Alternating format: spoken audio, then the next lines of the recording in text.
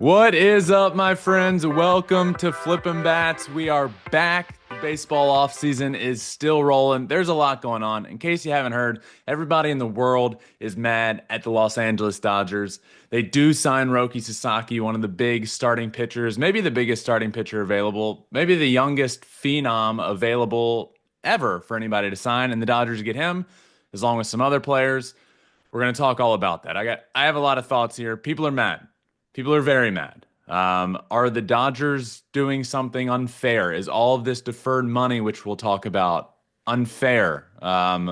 Is this an unfair super team? Does baseball need a salary cap? I have so many thoughts. Every other sport has a salary cap. Baseball doesn't. So many thoughts on that today. We'll talk about that. The Blue Jays signing Anthony Santander have some good fan questions at the end. Is it time for a salary? Again, one of the questions. What team has made some sneaky good moves this offseason? And will the Astros re sign Alex Bregman? But let me first say, as we get started here, today is a great day for the Detroit Tigers to sign Alex Bregman. I have now tweeted that something like 50, 60 days in a row. I don't know. It started as I'm going to tweet this every day until it happens. Little did I know Alex Bregman would go this deep into the offseason without signing, and really there'd just be like a lot up in the air. The latest I have heard on Alex Bregman is that he and the Detroit Tigers are at a standstill in negotiations. I say figure this out. Chris Ilitch, let's go. What are we doing here? Sign your guy. Just made the playoffs. Also, if you're an American League team, if you are a team in the American League, wake up. What are we doing? The NL, the National League, is sitting back with what the Dodgers are doing. They're sitting on their heels a little bit. They're not going out crazy and signing these crazy players because, honestly, the Dodgers are signing so many people. So if you're the American League, it's wide open. You're telling me the Yankees are supposed to be the best team in the American League right now? Give me a break. They're not that good. There's plenty of room in the American League to win. Go sign your guy. God, it's frustrating. And it's so perfect for the Tigers to end up with Bregman. The AJ Hinch connection, the Tigers need a third baseman. They're good now. They're young. They're upcoming. They have the best pitcher in baseball. Come on. What are we doing? But still a lot to talk about here. First off, this is my first episode recorded in my new place. I have moved in with my girlfriend Elizabeth, and I got the setup up and rolling. So we're here. We're back. We're live. We're ready to get going. We're ready to talk baseball. We're ready to talk Dodgers because here's what everybody's all up in arms about. The Dodgers, before even they did this, they were signing so many people. But now the Dodgers have signed Roki Sasaki, who is there's no way he is a young phenom. I don't say that lightly. He's just turned 23 years old. He's coming over from Japan. He's a superstar over there. He ended up signing an amateur deal to come over here because he came over here years before you can as an international free agent, but came over here very early, 23 years old, 2 years ago. At 20 years old, this guy threw a 19 strikeout perfect game in Japan in MPB, struck out 13 guys in a row, followed that up his very next start with a perfect game into the ninth inning when he got pulled because he had too many pitches. So they shut him down. But essentially, two games, like one game and 8+ innings of perfection. That's how good this guy is. Rowdy Tellez, after the World Baseball Classic a couple of years ago, talked to Rowdy Tellez, who was on Team Mexico, faced Roki Sasaki. He said, this guy would be an ace of a staff on 25 of 30 teams. And now he's this big free agent. Teams are sending their best to get him. You hear the Padres, the Dodgers, and the Blue Jays are all still in. Padres fall out. It comes down to the Dodgers and the Blue Jays. And the Dodgers end up getting him. Moments before the decision goes final, moments before Roki Sasaki posted on Instagram his decision, reportedly Shohei Ohtani texted Dodgers executives just the words, "We got him." And the Dodgers did get him. Roki Sasaki going to the Dodgers. And now this has opened up a conversation that has been ongoing for weeks now with the Dodgers, which I have a lot of thoughts about, and people, I would say I'm more so in the minority. I just think people are mad at the Dodgers for doing what they're doing, and which is signing everybody, deferring all of their money. Um, but let's talk about the Dodgers as a whole. First off, the Dodgers are 3 months. What is January 21st? The Dodgers are 3 months removed from winning the World Series. Right? Best team in baseball, win the World Series, you're world champions.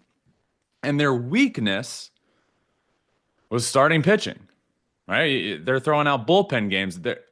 They had a bullpen game and a do or die game against the San Diego Padres. Let's not forget that. The Dodgers were not supposed to be in the World Series.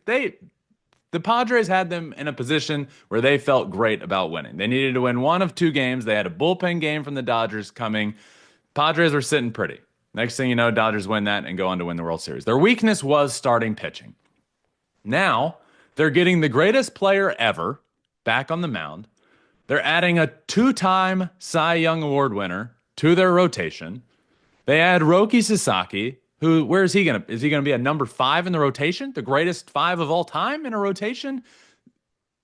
Their weakness was starting pitching, and they have now assembled the greatest rotation of all time.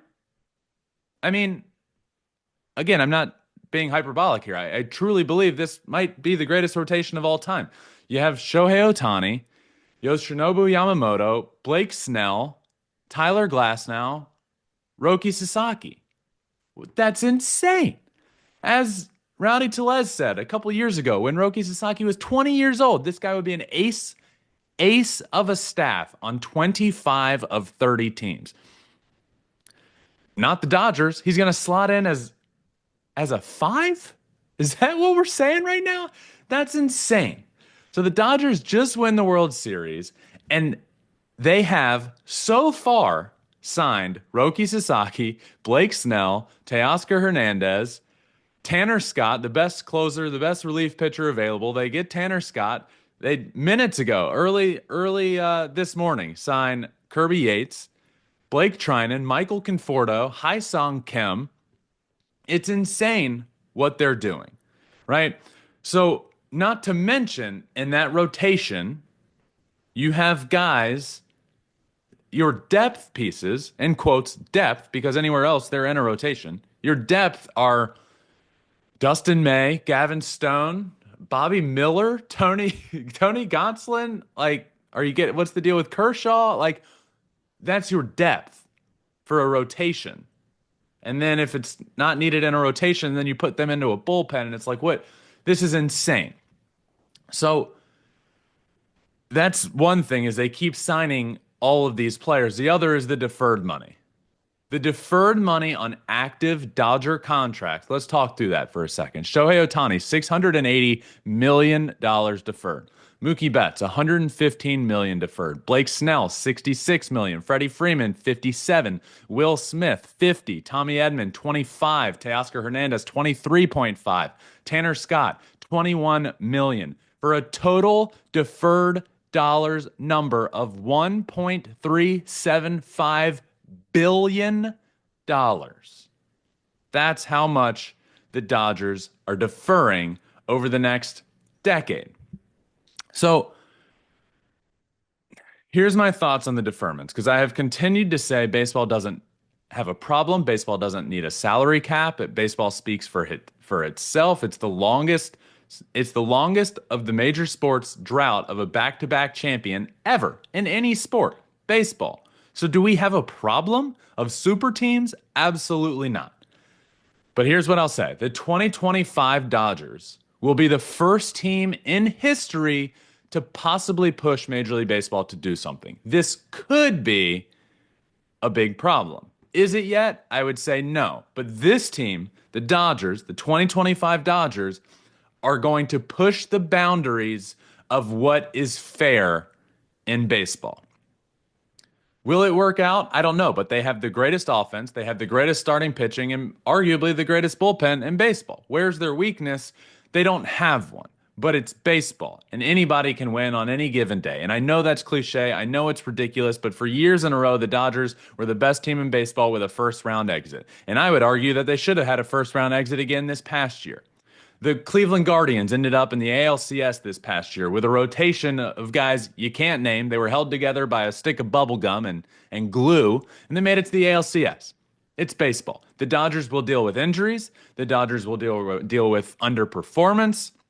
The Dodgers will deal with postseason moments that are going to be make or break, and they're either going to push past the first round or they could easily lose in the first round. It is baseball.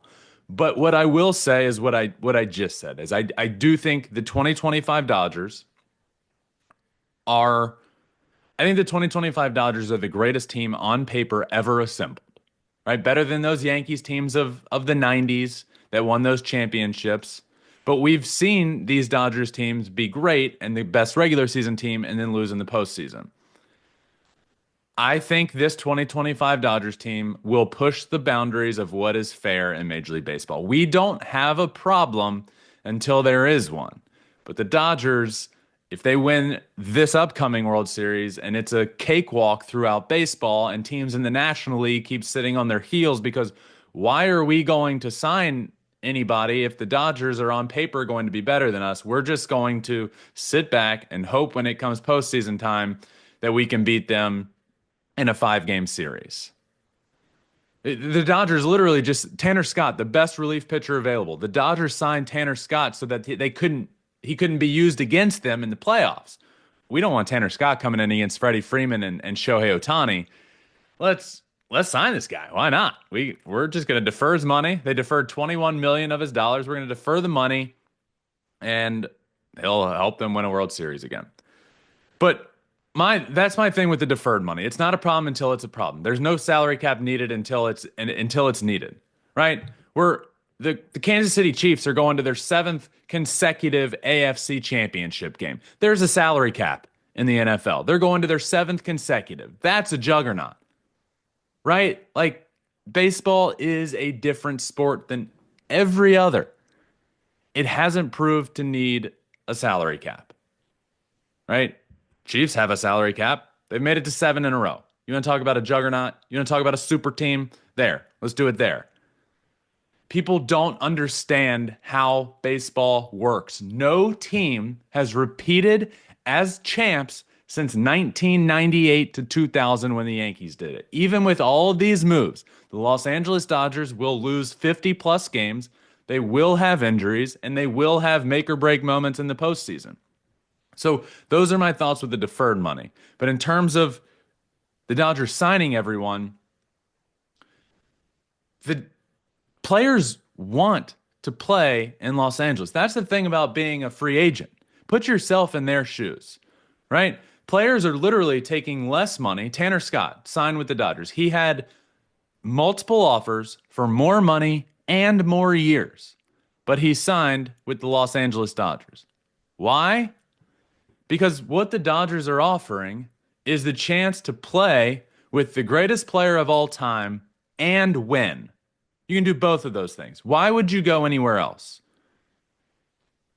Why, if you're a player that's set to make X amount of millions, would I take $3 million more one place when I can go play with the greatest player of all time and win another place? The Dodgers have created the place to play. And it all started with signing Shohei Ohtani, which, if you remember, a year ago this time, everyone's saying $700 million for Shohei Ohtani. This is crazy. No player's ever worth that. Well, I hope people now understand why that is the case, why players are worth it. And we've seen this since the beginning of time. It's not about that one player and what they bring.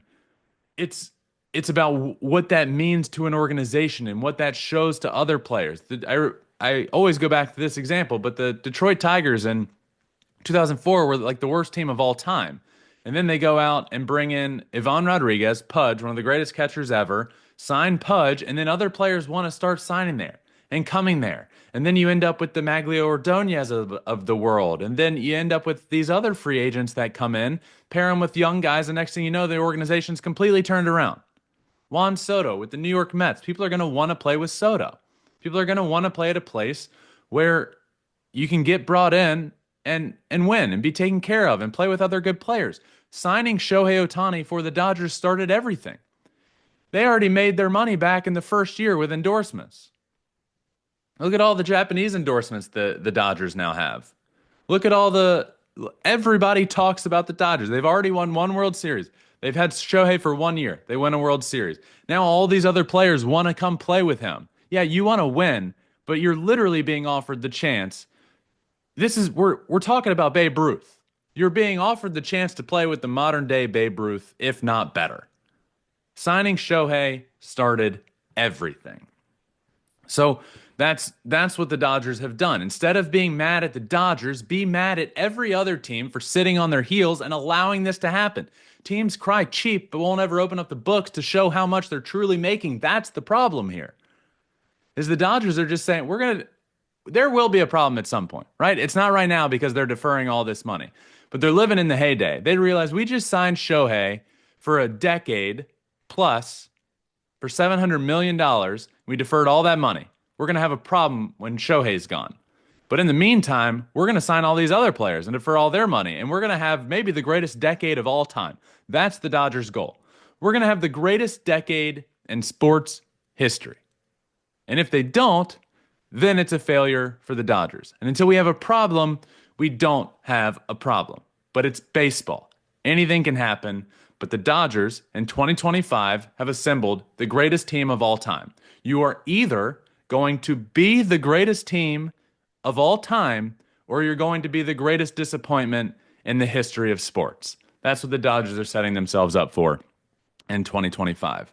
But at the end of the day, I just love the fact that it's baseball. Anything can happen, truly. I mean, you go into other sports and other series, and the 1 seed is going to beat the brakes off of the 8 seed. That's not the case in baseball. Look at what the Diamondbacks did a couple years ago. Look at what the Royals did when they won their World Series. Look at when they got to the World Series in back-to-back years. I mean, they weren't supposed to be there. It's baseball. Anybody can get there. Anybody can be there. Anybody can beat anybody in a 5-game series. That's just the fact of the matter, and that's why it'll always be that way, and that's why the Dodgers have put themselves in a great position to be there, and then an even bigger position to be the greatest disappointment if you don't win. So who knows who else they'll sign? They already signed another player today, Kirby Yates. There's a lot of players signed. But the newest one is Roki Sasaki. Not the newest, but the biggest one, Roki Sasaki this offseason, slots in as a number 5 guy in the Dodgers rotation. One of the other big free agents out there, Anthony Santander, did just signs with the Toronto Blue Jays. Big news for the Blue Jays. Blue Jays have been in on everybody for the last few years. Shohei Ohtani situation, they were in on him. They were in on Roki Sasaki down to the very end. They've been trying to spend their money everywhere they possibly can, and they were not able to get that done with anybody. But they've been the runner-up at every single turn. But finally, they get a guy that they desperately wanted in Anthony Santander. 5 years, $92.5 million. And what do you know? They're deferring a third of his contract. But we're not talking near about that. We're not diving down that train that they're deferring the contract.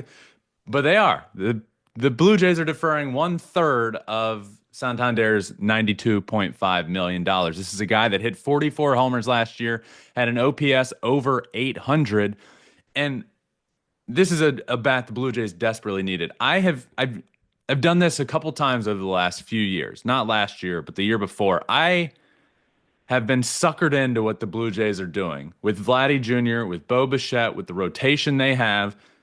Now adding Anthony Santander, I'm not going to do it again. I'm not going to say I believe in the Blue Jays, but I really love this signing for them.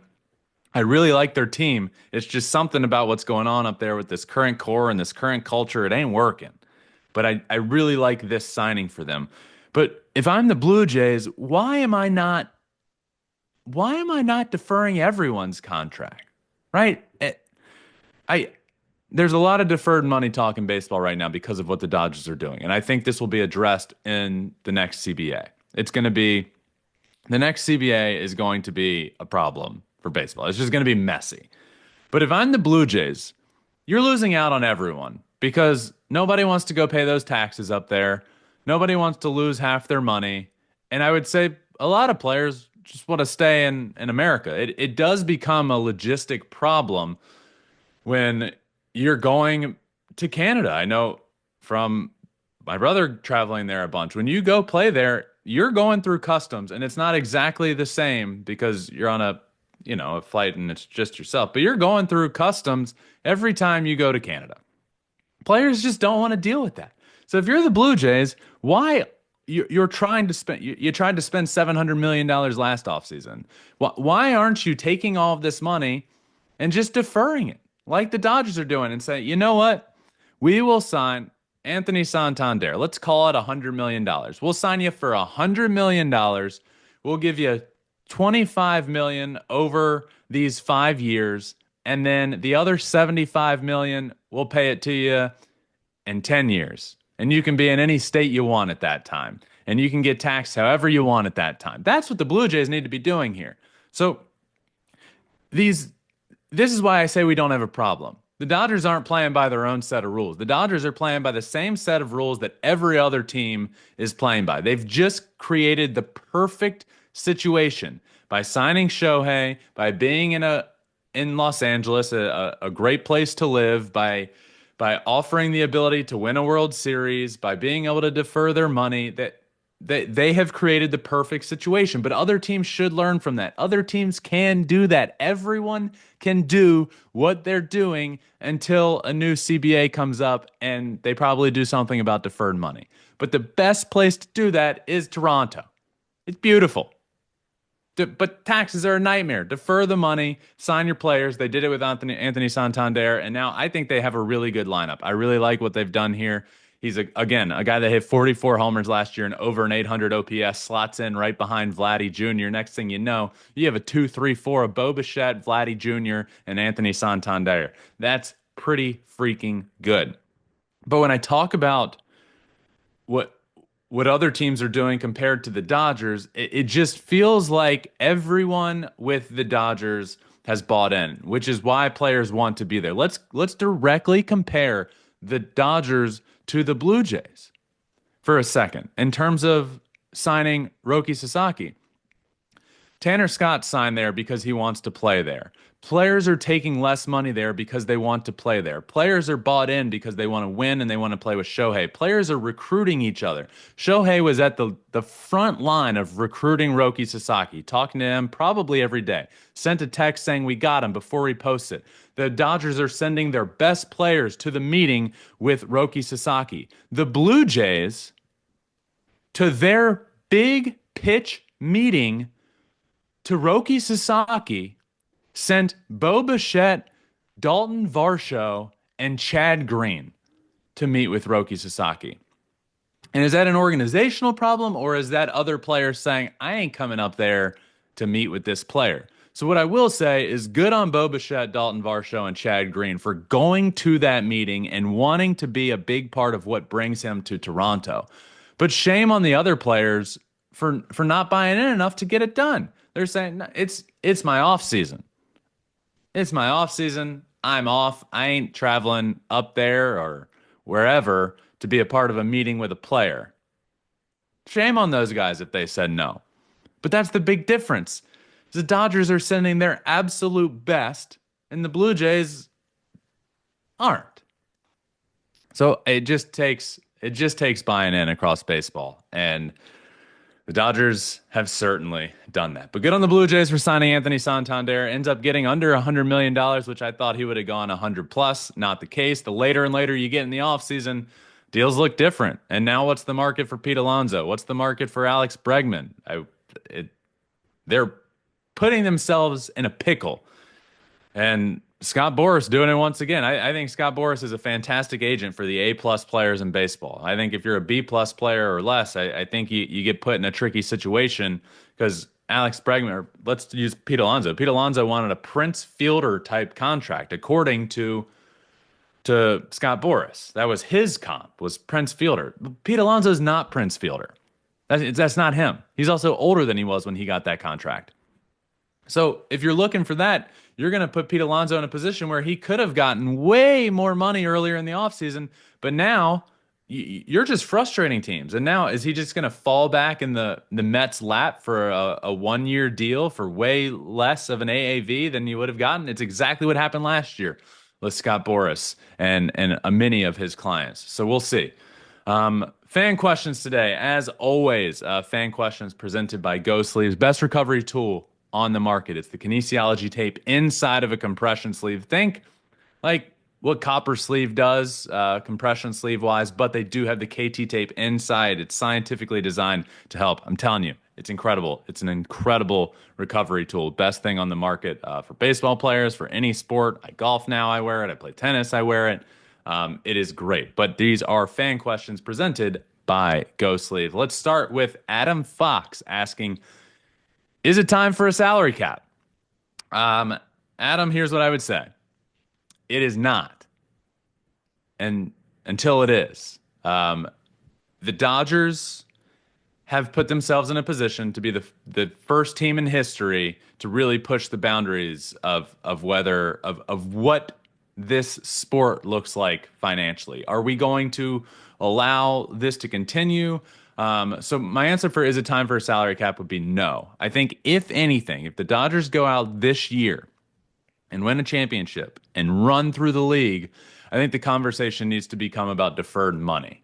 But I still don't think a salary cap. Baseball's never been proven to need it.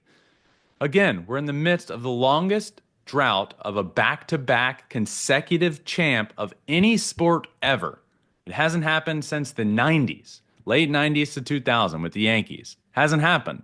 Do we need a salary cap? No. But could we be running into a potential deferred money problem? Maybe.